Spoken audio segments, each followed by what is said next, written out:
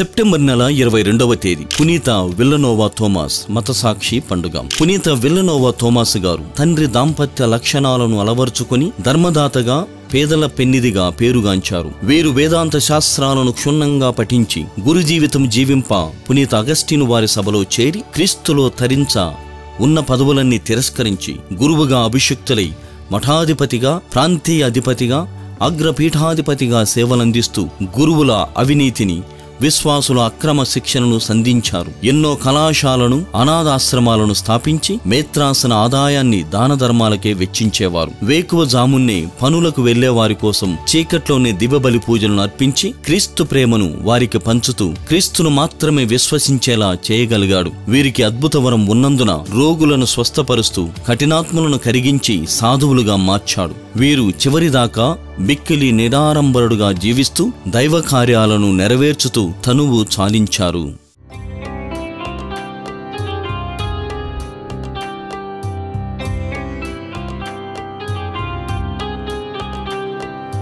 పునీత విల్లనోవా థోమాసు గారా